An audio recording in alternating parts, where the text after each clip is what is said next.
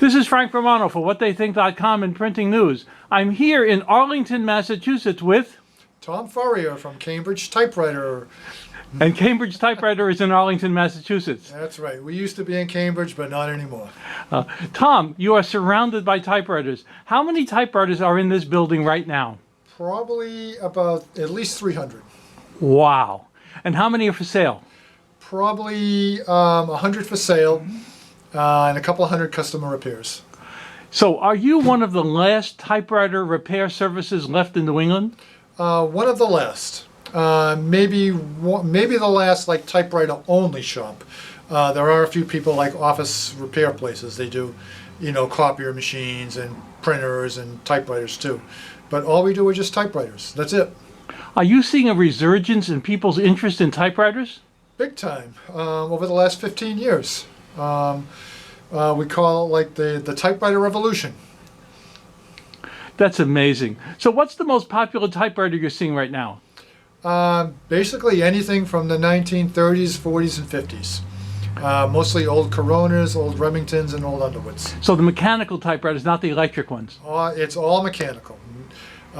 People don't want to use electric typewriters. Younger people, the ones that are interested in typewriters, just want mechanical.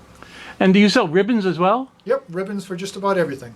Yeah, because you have to go on the internet to find all that stuff at this stage. Yeah, we can basically put a ribbon on anything you have. Wow. Yep. How did you learn all this?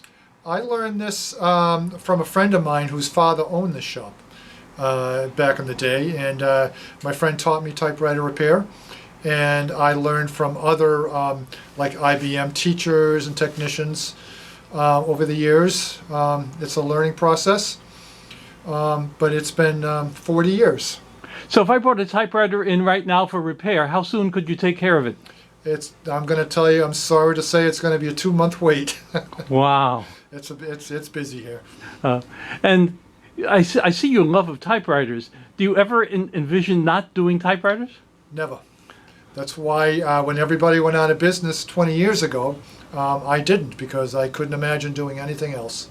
This is a fantastic thing, and God bless you for keeping this one interesting device going. Yep. Because again, they would have been dead. But I see right now a lot of people are interested in anything retro.